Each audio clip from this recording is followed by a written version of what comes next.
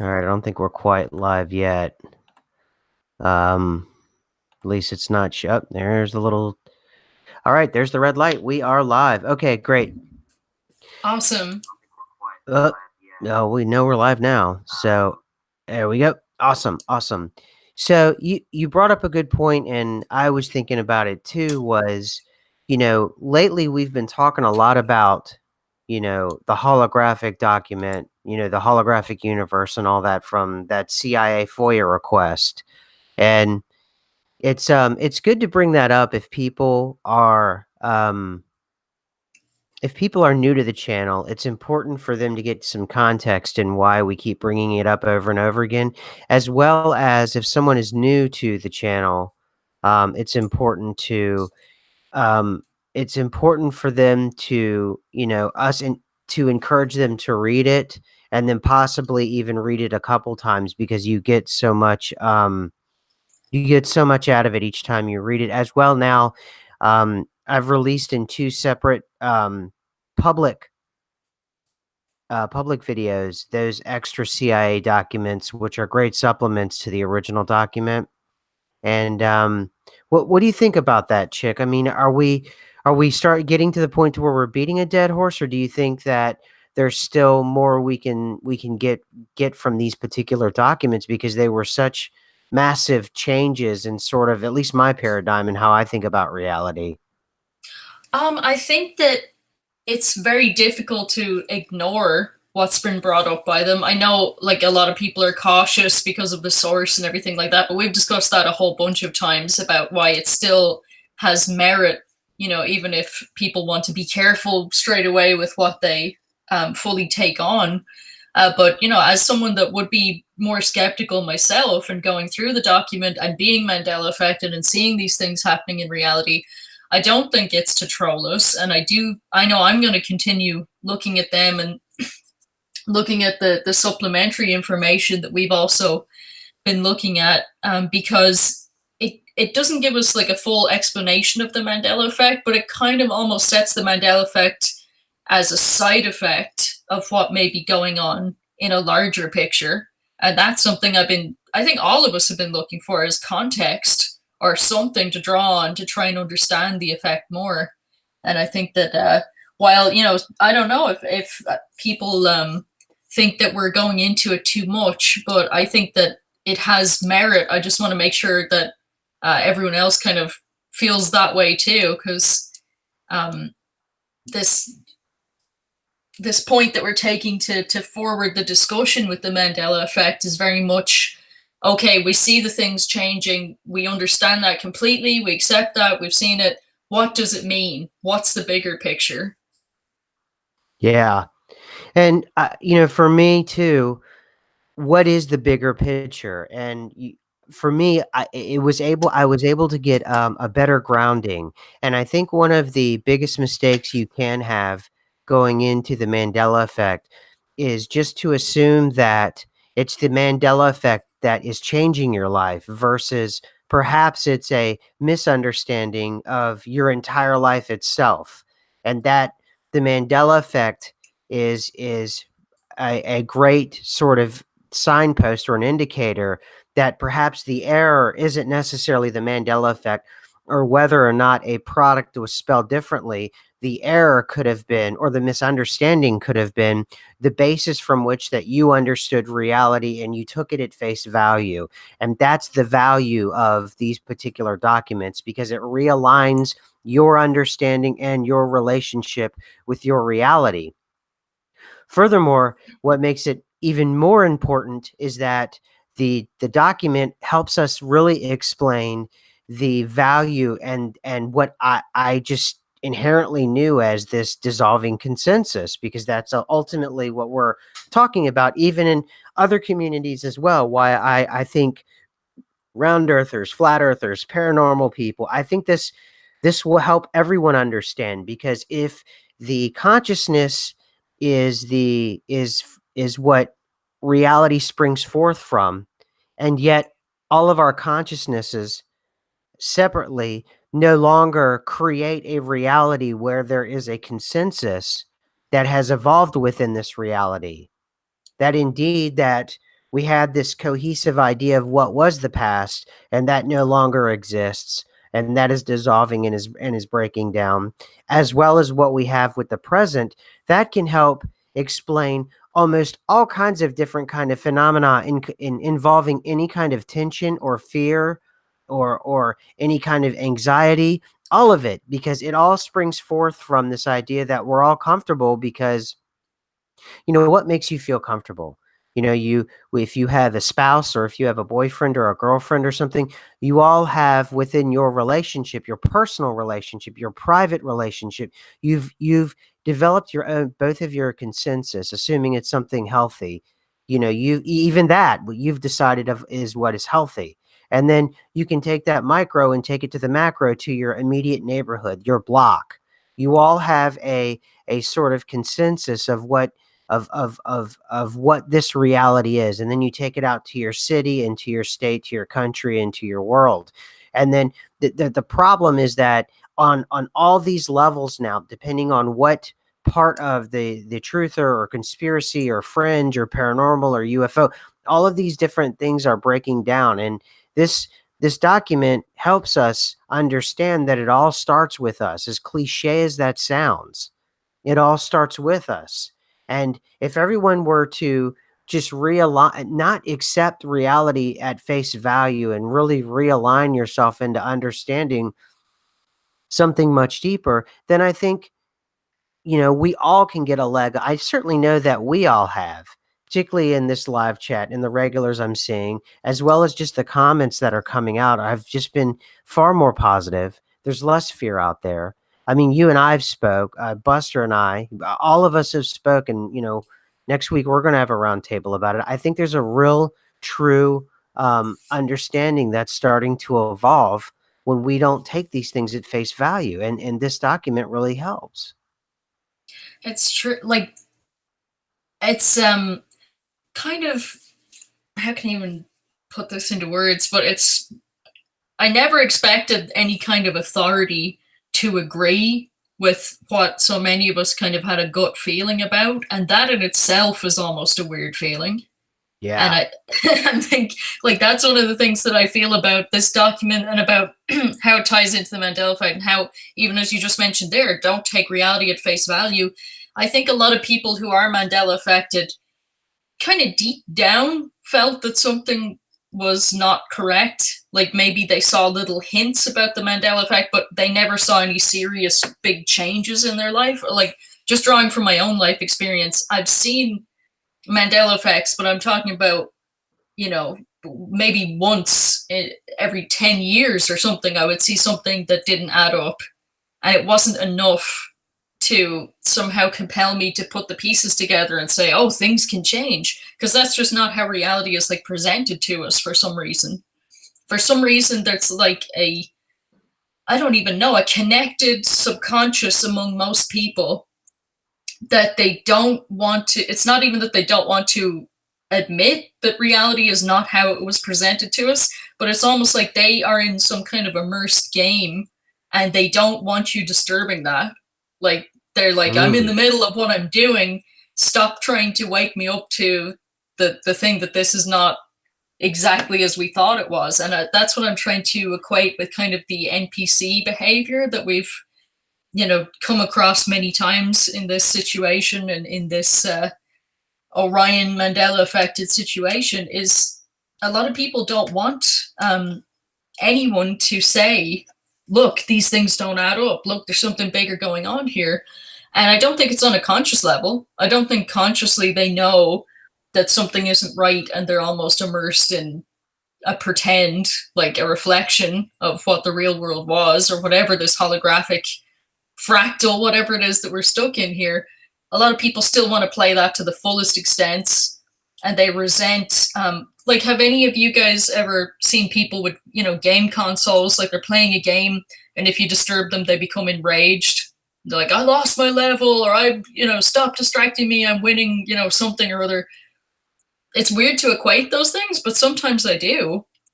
Sometimes I'm like, they're so into this whole storyline that doesn't even make sense anymore, where the consensus is dissolving, where the whole situation is, you know, going from A to B, like, oh, we watched Pastor Billy Graham die 4 times. We watched Stan Lee die twice. We watched this other person die 3 times. Like, the storyline doesn't even make any sense in the linear format, but they're just so into it that they don't want to hear that. They're like, no, I fully believe that reality is solid, linear, doesn't change, doesn't have any kind of parallel aspects to it. And it just kind of makes me think, like, are we going into a more complicated, maybe game is the wrong word, but a more complicated version of reality just by having a deeper understanding of reality? Or are we actually gaining some kind of control, like conscious control of the situation we find ourselves in?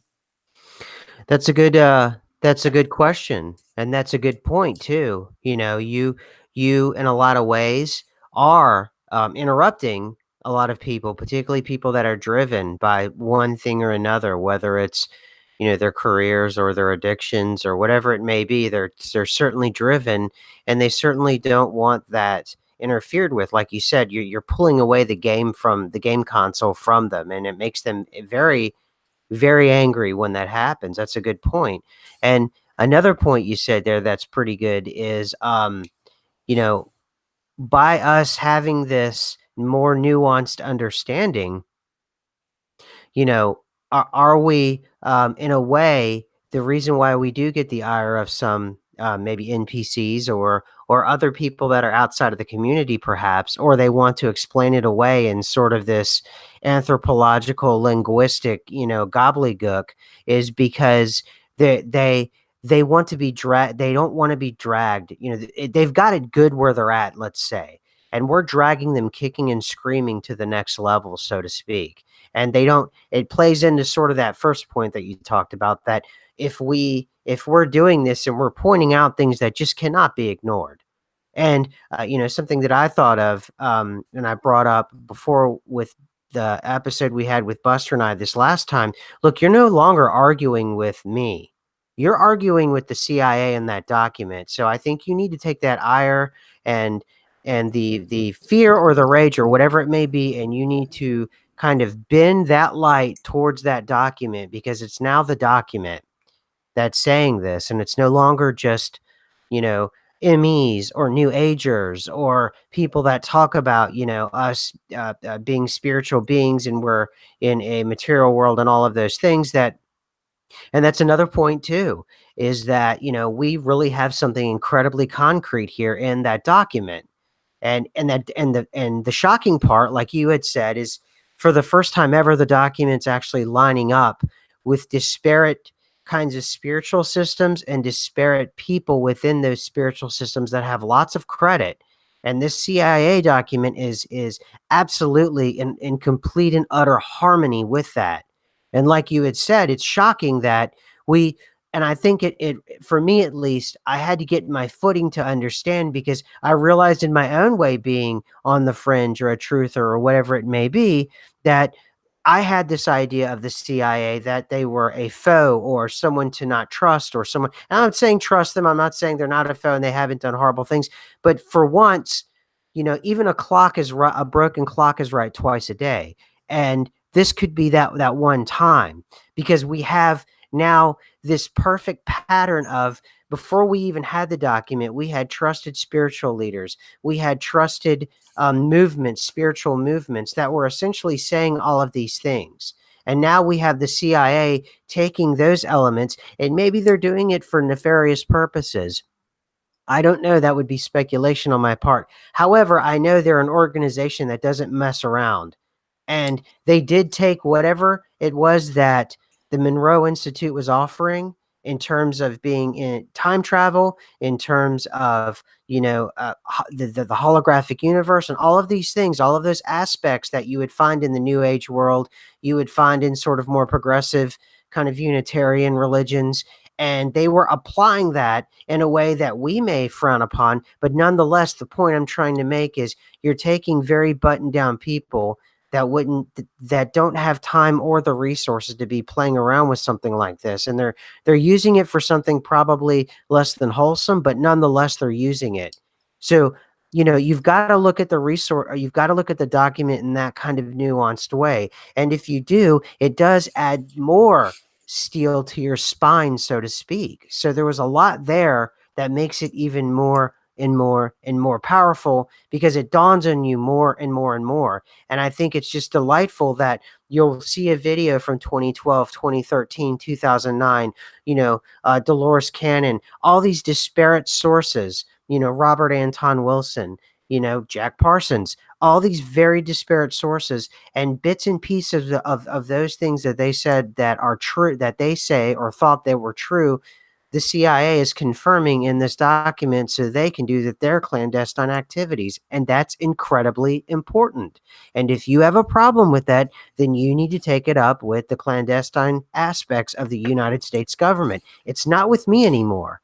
And in fact, this Mandela Effect thing is almost something that we can wander off now and sort of like I was doing, just sort of we can almost muse on it now because I'm much more comfortable now with it, knowing that the nature of what is the nature of this reality. I don't know. I feel a bit more peace at it. I mean, is that your takeaway? I do feel a bit more peace about it because it's definitely something that nags at me. And it's something that, especially when you're like, when people try to shut something down, like the people around you won't acknowledge it, and they, whatever their reasons are, just no one will acknowledge it. That makes me want to pull at the issue more. That makes me want to say, okay, well, that's where the real answers are then, because nobody wants to go near that. So I think that, especially before the term Mandela Effect was around, having seen effects and having had a flip flop and all kinds of strange things like that, I feel like the answers are there. And I hope that whatever needs to happen happens where we can get even more answers. What is this reality? How did we end up here? It's obviously not what we thought it was. It's not as it was presented to us. And I Yeah. think that we'd all love to know, like, to what extent is this situation real, and to what extent is it holographic, you know, kind of just basically just different bandwidths of light. I mean, that's not what life was advertised to as me when I got here, but like, I suppose it was advertised to me by people who didn't know what they were in either. And And I generations of confusion led to more confusion. and I see in the live chat here, I just jumped in here. There's this person called Dirk and Mira. They said the CIA is lying for ages now, and now we should just believe that they have a finger in something as huge as me. Really? Well, this is a great opportunity to kind of highlight what I'm talking about. What I'm talking about, Dirk, Mira, I'll just call you Dirk just for short. Dirk, is if you have a background in the New Age, or you have a background in Christianity, or you have a background in anything spiritual, okay, or paranormal, or whatever it may be, you've read many, many books.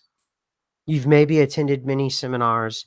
You've watched a lot of videos, and all of these things that you kind of put together into something that made you more comfortable with your environment.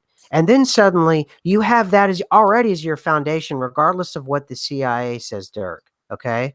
And then suddenly you read the CIA document, and the CIA document is fortifying everything you already knew. And you have to look at it like this is an organization that only uses things for its own purposes. And that's the strength in the document. Don't look at the document like you have to trust the CIA. Look at the document like you already had a worldview. You already had a spiritual disposition. And now you have a document where there's so many things that are cross-sectioning with whatever your disposition may be, and they're actually using quote unquote practical applications of those things in the quote unquote, now I have to say, that real world, and they're using that for real live operations, and it's system wide, meaning CIA wide. And when you read the supplementals that are with the original document, you see that it was a success, and they did implement these things in a broader scale. So you have your belief systems, you have all of your observations, all of, whether they be in your real life or in your spiritual life. Then you have a document that cares not what you think. And for all I know, it could have been a battle and to rip this document from their hands. Because understand the CIA doesn't care what you think. What they cared about was that you were so far in the technology behind them that you couldn't subvert what they had. They don't care if you know whether or not this is a holographic reality. I really don't think they care. I think what they care about is to make sure that you can't obtain a higher version of the technology that they were spearheading 35 years ago. I think a lot of people, they conflate the CIA with this organization that just wants to create only misery. I have an idea of the CIA that it's an organization that wants to create control, even if it causes misery. And that's a big difference. So I think that, like I said, where we're at with it, we've just gotten the Atari version of Pong from 1980, and they have a smartphone. So there's no way that we're going to catch up. But what we got from the document wasn't even the focus, at least for me, of the document. You know, it's the Monroe Institute and all of those things, they were very important and it really mattered a lot to me. To me, what it was the background they sort of give you with any kind of project document to help you understand the basis from which that they're talking about. And that's where I got the value from the document. And the other things later on down the line, sure, I'm going to get a lot more value from it. But my initial value was the explanation that the government found value and they made judgments based on that value with later on documents that they were able to implement those things, thereby by default confirming those things that they were saying in the affirmative were absolutely true. So whether or not, I mean, they really don't, I really have a feeling, maybe not all aspects of the government, but certainly the people who wrote this document probably don't care whether or not you know the world's a hologram or whether or not you believe any kind of the most, obscure religion or whatever it may be. I really don't think that's, I think they care about whether or not you try to take on their technology. Sorry, I just had to, I think that was an opportunity to address that about the CIA. For sure. I mean, I would presume, and I don't know them and I don't know how they work or anything like that, but I presume they just want to be to have dominance over whatever the cutting edge is of whatever the most futuristic technologies are. So yeah, they're probably, I don't know, because I know there's psychological aspects to what they do, etc. But I think that as long as you can't get control over what they're doing, maybe uh, maybe they aren't so concerned. Because even if you master the Gateway project and you can click out and everything like that, like SMQ just said there, it's been 30 or 40 years since the Gateway project, so they probably have something much more efficient by now. But just to go into what I was thinking about the other day, about how sometimes it seems to be almost hidden in plain sight, like the things that we talk about. I was thinking about the Gateway project, and I was flipping through Netflix, and I can barely ever find anything. It's not really, not really my style. But I saw the thing again about Stranger Things, and I've never watched that series because I don't agree with it, because I researched the Montauk project many years ago and it was real, so I don't really think that it's nice to make shows about that, considering how it was a terrible thing. But it does kind of tie in to a certain degree with the Gateway project and with the occult, at least the real Montauk project did. And I used to be out by Montauk, New York, so like the facilities and everything are still there. They're just boarded up. It's not, it's not a fairy tale. It did happen. Apparently it happened worse in some timelines than others, but that's, somewhat irrelevant for the moment. The premise was to get boys mostly, and a lot of homeless kids and things like that, and to do kind of random psychological experiments with them to see if they could click out. Now, the term click out wasn't used so much, but the idea was to further that kind of aspect of what the applications could be for basically being able to superposition and step outside of the usual perception of time as we're, stuck into it. And they used all kinds of things. They used like LSD and drugs and torture and like really random torture programs.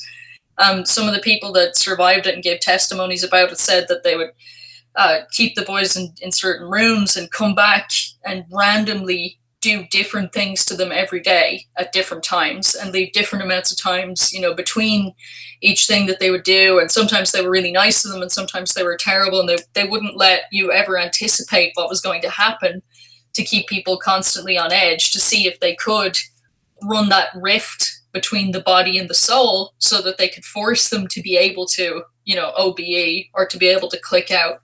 And I think that it probably does tie in with some of the Crowley stuff, as a lot of NASA and government things seem to at the top levels, because I had read in the past that he believed that the ones with the most potentiality for, whatever weird stuff he was doing were boys, like younger boys.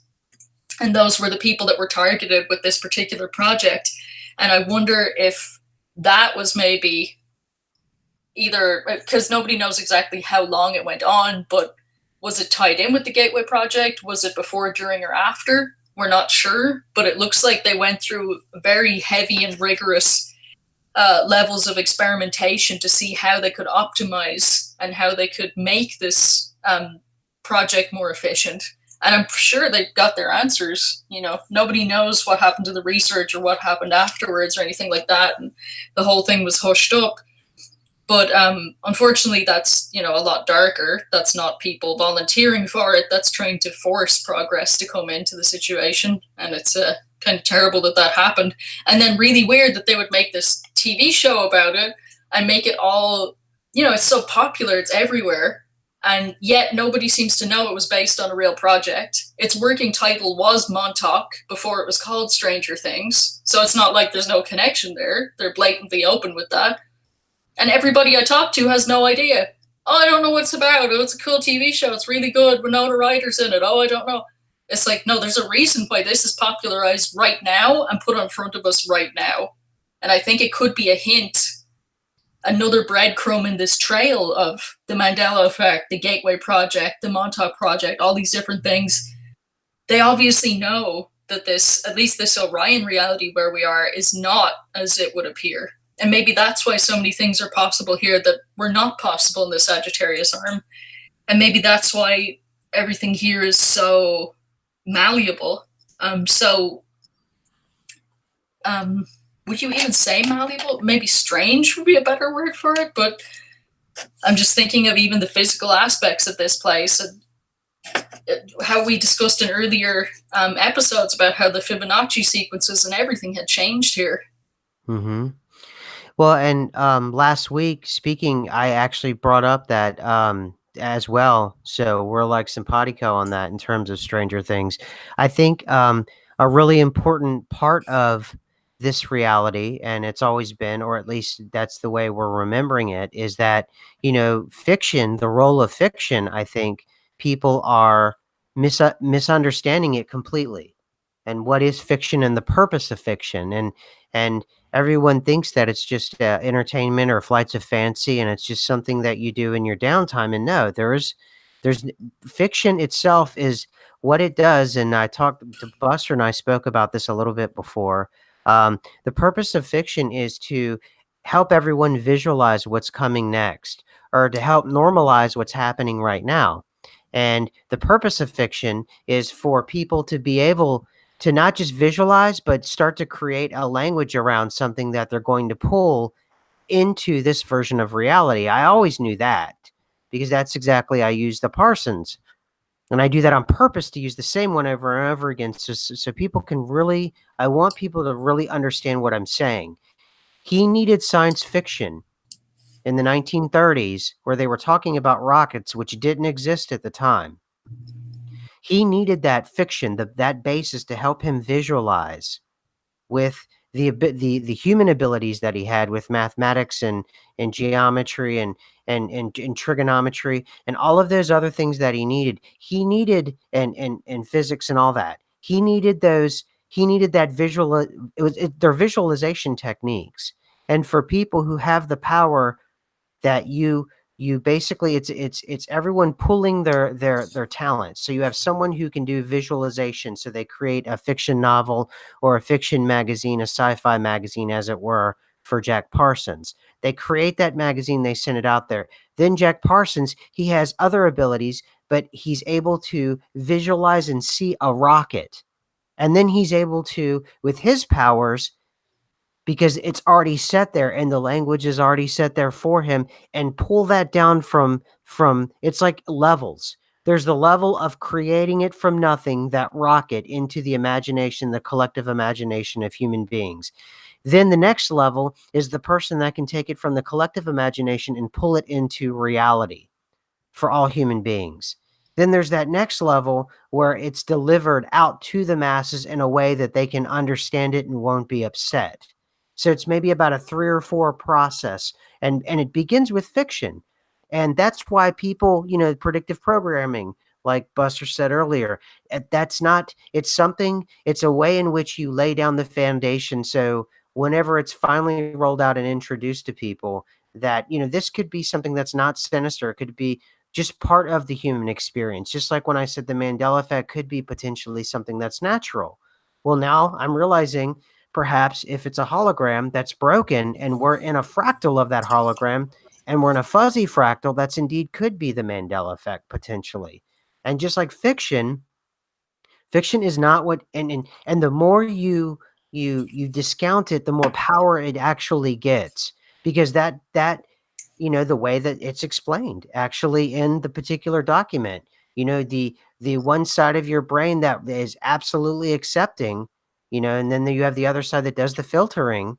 If the filtering doesn't take it seriously, it gets much more gets through to the side that will actually be able to uh, realize something and bring it into existence. And that's how fiction works. And I say it over and over again because I don't want to jump around on examples. I want people to really understand the purpose of these things. So that is truly how it works. And with this document, you start to understand that it's actually so much easier, now. And then I read other documents that I've read in the past, or other books with other authors and other thinkers, whether it be new age or otherwise. That's exactly it all falls into place, and you can understand exactly. So when you see something like a Stranger Things, it's doing 2 or 3 things at once. It could be letting us know of a forthcoming technology. It could be prepping people for it. It's normalizing it, or it could be doing all of those things, but also too, that person hasn't been found yet. At least that person isn't conscious to it yet. Because you got to remember, time isn't linear. But to the person that's experiencing it, that would create a technology that is somewhat related to something like what you see in Stranger Things, where they create a tear, and you can go to this other side, or this whatever they call it, the upside down. That person may be just now drawing that kind of inspiration, and he or she may be actually writing out the calculations for this. But first there has to be, nowadays it's mostly film, but it's the same thing as 100 years ago. So that's and I think a lot of people enjoy putting a more sinister connotation, as if a lot of it is actually thought out. I don't subscribe that all of it. I think it's maybe 50-50 or even 60-40, in terms of 40 being it's actually thought out. I think a lot of this is spontaneous, and I don't think the government has it quite on lockdown like everybody thinks. I think that there's just been such how can I even say, not even such dis-ease and such lack of peace between people, between different groups of people, between people versus what they think of the government or what the government's doing. And I completely understand, that. But I think at the same time, I think that the truth kind of has a way of getting itself out there. And I think that even if somebody or some source or something that you don't particularly like is saying something, it doesn't mean that a grain of truth won't come out through that. Because I think that kind of behind the first veil or the first facade of reality, if you're really searching for the truth, it's going to start popping up in little hints in different places. And it Mhm. just comes down to how perceptive you are of that. Like, are you able to receive these clues? Because I think that that's something I'm noticing with myself. Is I think that probably for a long time. There's been clues, and there's been number synchronicities, and there's been things that could have led me to more understanding, but I wasn't able to. I was like half blinded to that kind of stuff. I wasn't able to see that um, there are things out there that you might initially discredit or say, oh, I don't like the source or something, but actually might have something in it, even if it's just 10% of what's said, or even just 5% of what's said, or even just a little bit, even one sentence of truth can really unlock a whole new like gateway or pathway for you. So I'm trying to be more in that mindset now, especially since the Mandela effect, because I'm like, okay, for once, my eyes are open, my brain is working, I can see there's more going on here than what's being presented to me. And I guess I'm just like trying to look through these different veils, but also needing a context to understand what I'm seeing. If I do see through the initial kind of the superficial that's kind of put on front of us, because even at this point, like we just discussed there, the superficial is talking about this stuff. It's just talking about it in a way that's more comfortable, that if you want to see it all as fantasy and science fiction, you can. But I think that when you start to see, oh, they kind of are turning things that are real into entertainment so that people will think that it's delusional to think that it's real. That's quite a complex thing, loop to jump through. But at the same time, there could be very valid information in that for what you're really experiencing. Although you would discount that initially if you're still in the mindset of thinking that everything that isn't materialistic must be fictitious. Mhm. Mhm, absolutely. Hey, I was, thinking about it, with all this new information and everything, I was sent a video, from Buster, and it was pretty interesting, and it was talking about one of the ways, you can kind of, understand the way things are going on is you can notice after a shift happens, and I'm really paying more attention to that. And I know I'm kind of off topic, but I'm really noticing that now, after shifts happen, and I'm able to just it's hard it's not really something I can point out saying, "Aha, that building wasn't there." I mean, obviously, I still have things like that, but I'm just saying, like, in just small things, the just the tint on reality and just the small, subtle things in the way in which people act and this world acts, and certainly even, my interactions online and everything. Would you I mean, I'm noticing now and can effectively notice when shifts happen and know that it's different now. And but what about? I mean, you've always been able to, though, right? Um, yeah, but at different times it would hit me in different ways. Like sometimes it would be very physical, it would be my body, and then other times it would be um, like a feeling, and then I would see that things, physical things have changed around me. So I guess that it's strange that it's not always consistent how you feel the shifts, but you definitely do feel them. And there's just something like we don't seem to have the language for yet, but other Mandela affected people, like when sincerely they're feeling the same thing that you are when a shift has just happened. And Yeah. I remember somebody that's kind of like half woken was talking to me and saying, well, maybe that's not true. Maybe they're just feeling, some kind of way, and you guys are just kind of, just because you feel a certain way when you think a shift has happened and you think it's confirmed by other people feeling that way, like, is that really happening? And I'm just kind of like, there's no way to really fully explain it to someone that isn't experiencing it. But when you talk to somebody and they'll say not only do they agree a shift happened, but they've actually had the same pain in their back that you've had, or they've had the same ringing ears or pressure in their head or sinuses or something. And then at the same time, you go and check the maps, or you go and check your neighborhood, or you go and check your logos, and it has changed. That's something that I think only we MEs experience. And how, like, there's a missing link there in the language to try and explain that to someone that isn't experiencing it. Because I Yeah. suppose for someone that isn't, they're like, what are you guys talking about? Are you all just feeling sick on the same day? Like, what does that mean?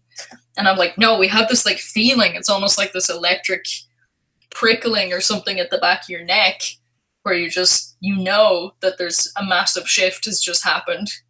And and then it's confirmed. You see the things around you have all changed. Sometimes I start to think now, the you know how we would have different shifts and they almost had like a they would do different things to everybody. For a while I thought there was maybe a theme to them, but it's really just the way in which we're all affected, I think. But I'm wondering if we've got this holographic existence, this holographic universe, and it's basically just pages that lay on top of one another, and they're just a little bit different, from and there's an infinite versions of us, and there's infinite versions of reality or whatever. I wonder if there's like a drastic change that kind of ripples out through the pages or through the holograms. And that's what a shift potentially could be, is that that's what you're feeling is a realignment of all the holograms so they can stay somewhat in alignment, but there's just slight differences in each of those. Like I said, if you go to the way I used to describe it was you'd have a book, and it's the same 3 paragraphs, uh, in the book, and after each page, something very small would change, like a comma or a word, and then finally, by the end of the book, the same 3 paragraphs are absolutely all different, but it took, 4 or 500 pages to get to that, and I'm wondering if and these are all in movement at the same time, past, present, future. If there's a slight change when that happens to those versions, that's and that ripple has to sort of it's like a cascading trigger has to happen. And I just feel like that could be a really good candidate for what a Mandela shift could potentially be sourced from, because that's something we haven't even dared, at least I haven't dared to really think about in any serious way. Is what what are these shifts? We can record them. Certainly, we're starting to see them, and we're starting to. We obviously understand the aftermath, but, I wonder what causes them. And now that we're starting to advance, I think we are, in terms of our understanding. We can start asking more pertinent questions like what I've just proposed possibly. What do you think? It could be, as in something that is perhaps a disturbance or a ripple outwards like that. And if things have to kind of rearrange, if things kind of get blown apart and have to rearrange on a quantum level, it could be that if there are overlapping parallels on top of each other, that kind of the wrong information ends up on the wrong side of the mirror, like when reality reforms, or if that's what's going on. And it's really difficult to say, like, does reality kind of go fluid for a moment and reform, or do we go fluid for a moment and reform, or are we moving from one parallel to another to another to another? Like, I think that we are, but if so, why?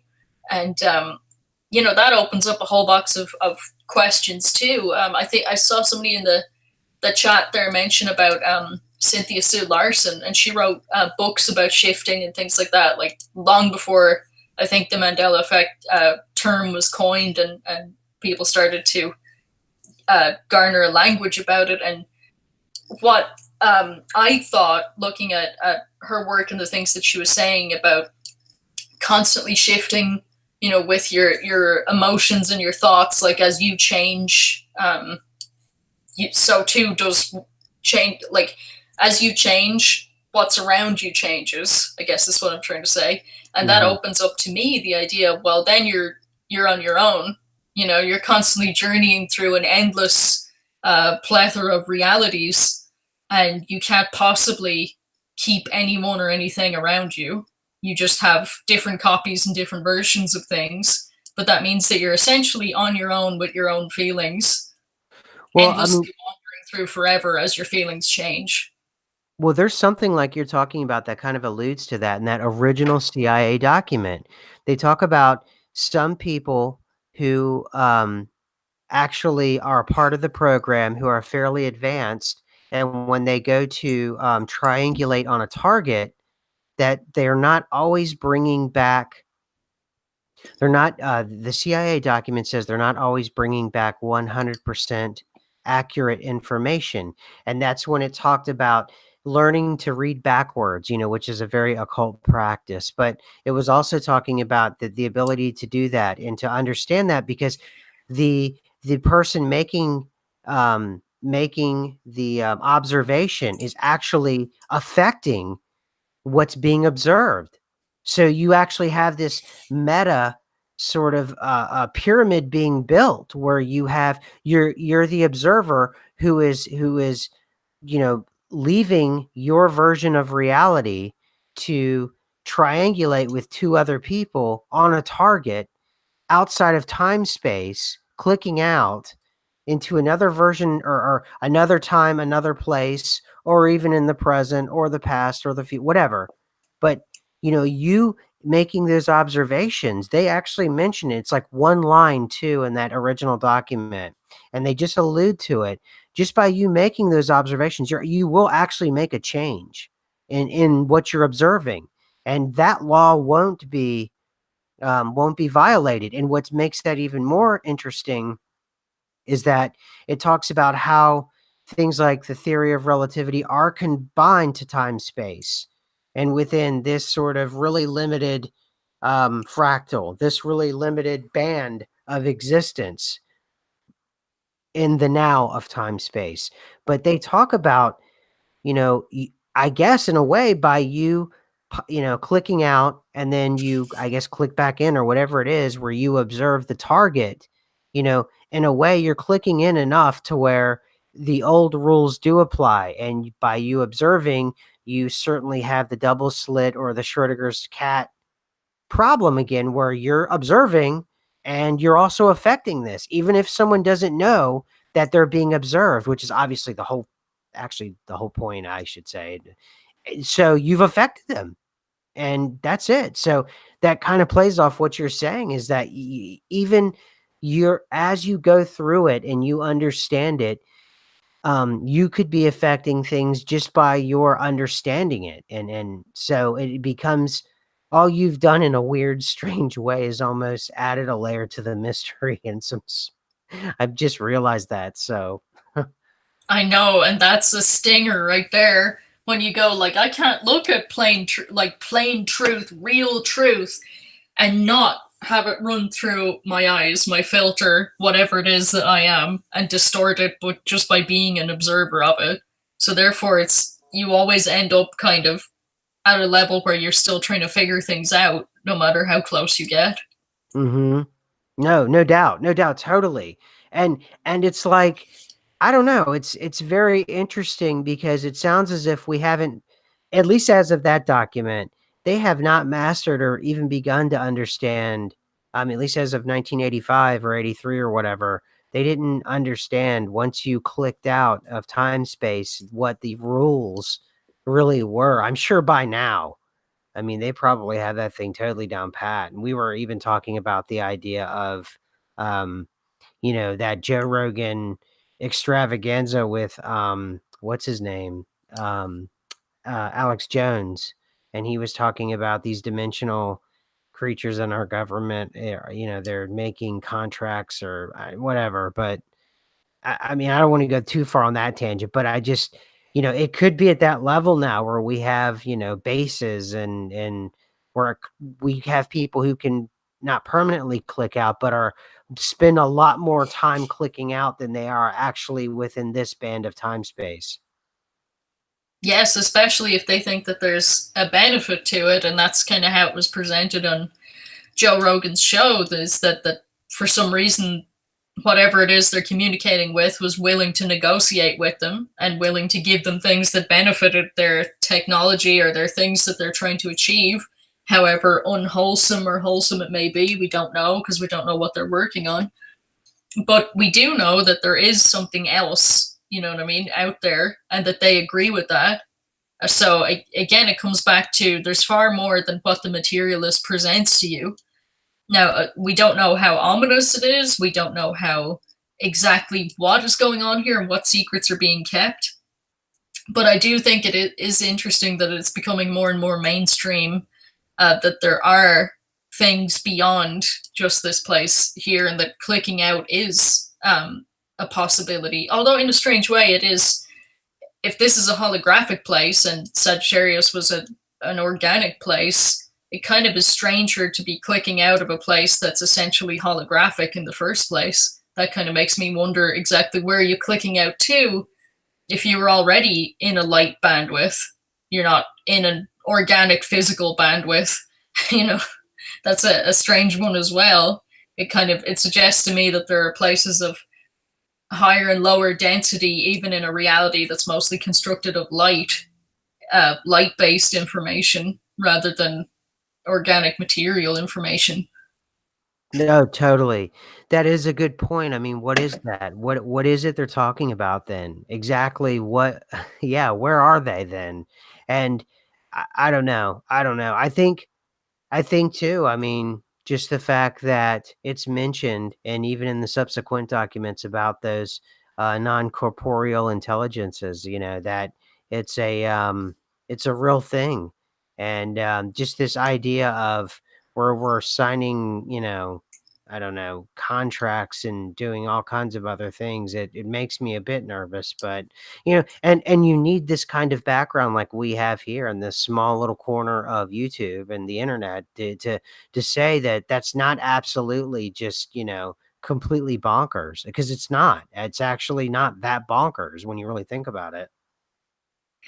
And that's, again, another kind of like jaw-dropping aspect to all of this, is that the things that always seemed so bonkers are not really bonkers here. And the people that think that they're so grounded and that they're such realists and you know, uh, they're so sensible about everything, they're way off course, because as you mentioned earlier, they're not arguing with you. They're now arguing with official government projects and policies and documents and whatever else exists out there that is suggesting that all of these non-linear and non-physical things are very much at play and very much real.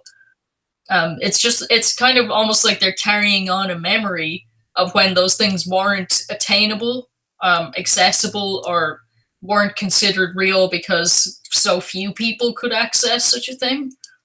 And now it's like, well, that's not even realistic anymore to say that these things are not happening, because it seems to be openly admitted from every corner, and it seems to be in mainstream entertainment, and it seems to be just everywhere. And as you mentioned, fiction is not just to pass the time. That's all very deliberate. A lot of money goes into all that. I You wonder know why those people think that way. it's gone over pretty easy, and I waited the whole week, and, a couple videos mentioned it, but, just the fact that the moon is in our atmosphere, people have taken that pretty in stride. Have you noticed that? Yeah.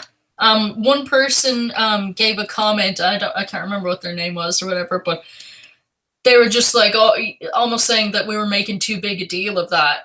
Like, oh, it's just our atmosphere stretches out further. Like you're just somehow like picking that up, right? And just kind of the way they phrased the sentence was like it was stressing them out that we were talking about it.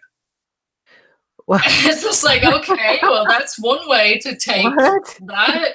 I'm just like, well, at what point are you going to, like, if ever, say, okay, that's weird, maybe there's more going on here than I initially understood? Are people just going to stick to their original positions and be like, no matter what happens, what I originally thought going on is still what's going on? I mean, people are just floored when I tell them about the moon being in our atmosphere. And then 2 seconds later, they're just like over it and they want to talk about something else.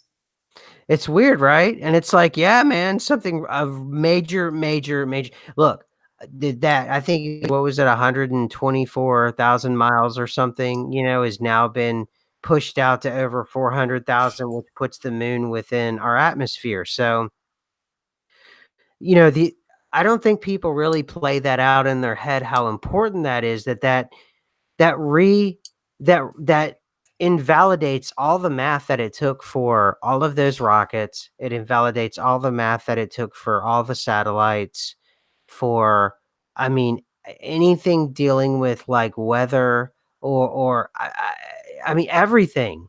It invalidates all of everything was reset. So, you can go under 2 things, either we had a Mandela effect and a massive shift, and we are literally in a new version of reality, which is now the least kooky version, or that somehow the government is leaking information and they're all going to let us know that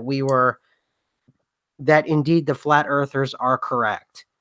So you tell me what's least kooky, okay? Because no matter what, the fact that the moon had Andy Warhol on it, and that freaked me out, and now the moon is in Earth's atmosphere, okay? And we see it all day long because it seems to be like our best friend now. It's always just kinda hanging out there with us, and we're never really alone. So, I don't know. It's just a lot of people who are very, educated and know really good math, and they're just, "Yeah, okay, I'll accept it. I'll redo all the math, no big deal." And it's just like, "No, man, it is a big deal. This is a big deal." And they're like, "Nah, nah, it's, whatever. Just, what's next? The sun? Is the sun gonna be, in our atmosphere? I don't know. Who knows?" I love the excuse for it too. They said they had the the data from 1996, but they just never looked at it till now about the Right. moon being in our atmosphere. And maybe they'll say that about the sun too. Maybe they'll be like, we had the data in the 90s, but we were just busy and we just never looked at it. And yeah, everything is now holographic and local and nothing is solid. Like we can probably fly our planes through these heavenly bodies that are probably inside the atmosphere. And you probably can't get out of the atmosphere because if it's holographic, it's just going to feed back into itself. You know what I mean? There's no way out of a Mhm. fractal. I love this on space.com. Surprise exclamation. Earth's atmosphere extends far beyond the moon. And it's like, hey, from February 24th or 21st, 1919 or 2019. And they're showing it, and they're showing this graphic here. And the moon, yeah, it's well within. Um, and it says, oh, here it is. There it is. It's actually now 390,000 miles, so it's not quite triple, but it's pretty far, so there you go, and they say the moon orbits Earth at an average distance of 239,000 miles.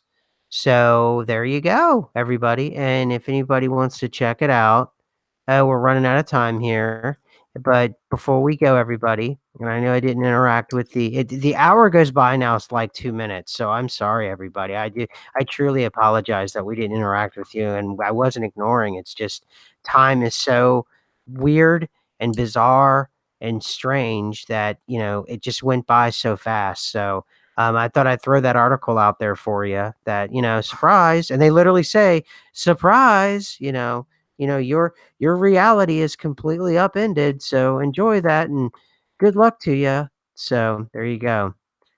So, before we take off, any final thoughts? Yeah, just as you were saying there, with time distortion, I know it seems to be part of the Gateway Project and clicking out. So that would say to me that our perception of time is very much based on our perception of time, like of how fast or how slow or how much focus we are putting on it. But with the Mandela effect and with shifting, it can get really even crazier than that, even more so than time just seeming to slow down or seeming to speed up. I had, and I forgot it until right now, I had a weird one there with I think it was like 2 shifts ago, because we're having lots of small and frequent shifts, um, where I was like watching like cookery shows and movies all night. I was during the weekend and I was like, oh no, like I've stayed up way too late. It's like 3 or 4 o'clock in the morning. No, more like 4 o'clock in the morning. Like I wrecked myself. I'm not going to be able to get up. And I know I had watched hours and hours and hours of content, right? Because I knew how long it took to watch everything. And I went to the bathroom and looked at the clock, and it was still 11 o'clock the previous night. It was still 11 Oh, o'clock. Like about an hour had gone by, and I'd watched about 5 different things, including movies. wow. So I was like, this is the first time in a long time where I've had an extreme like slow sync. Like usually it'll be very very fast. It'll be like, where's the time gone? How on earth did 5 hours go by or 10 hours go by so fast, or how did that whole week go by so fast? But just weirdly, I had the opposite, like I said there recently, and I wonder if other people have had too, where you know that you spent hours and hours and hours doing something, but only about an hour or 20 minutes has gone by, and you just can't explain it. It's not like a small discrepancy, it's like a ridiculous, impossible discrepancy. Because I want to know if that's to do with the reality distortion of the shifts, or if that's to do with our own perceptions, like a la the Gateway Project.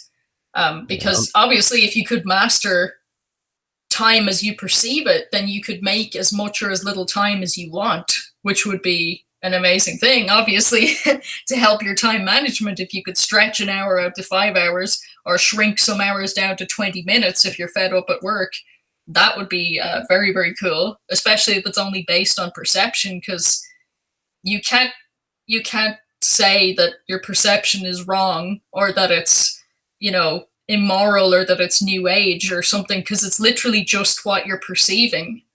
No matter what faith you are, I don't see how you can shut that off. You know what I mean? As you perceive things, you see all these strange things happening. And to me, like, some people might argue with me and say that there's some kind of conflict in there, but I'm literally like, the only way that I could shut that off would be to keep my eyes closed, like, forever.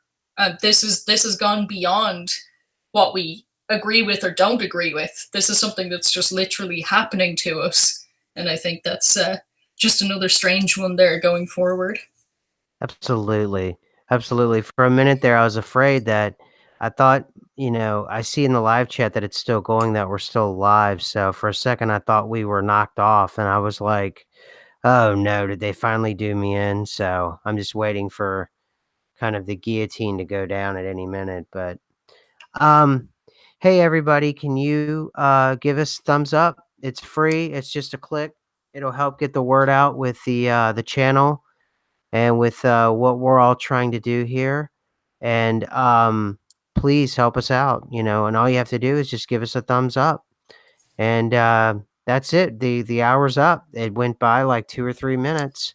And just like Chick was saying, it's just something we're just trying to figure out here. So that's it. Anything else, Chick? No, I think that that was a great one today, and I'm glad I see a lot of people saying hi in the chat, and discussing everything, and that we're all putting our minds to this and trying to figure out exactly, what is the bigger picture and where do we go from here, and hopefully some more clues about that presents itself. I've been getting some comments about why haven't I done my usual live stream. It's been two things.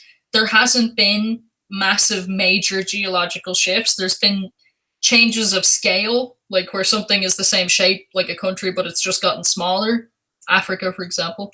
But I was kind of waiting for a huger shift to go in and really talk in depth about all those things, and also had a lot of crazy stuff going on. So just someone in the chat had mentioned that. So I will live stream again as soon as we have a huge big shift. I will be on talking about it for sure. And thank you everybody for hanging out with us here at the Lost and Found bin. Absolutely. And yeah, next week we will interact much more. It's just this week it got away from me. I'm sorry, everybody. And but hey, catch us. We're on Twitter, and we're very accessible on Twitter. So it's AI_SMQ, and your Chick Effect, right? Yes. Exactly. So there you go, everybody. Take it easy.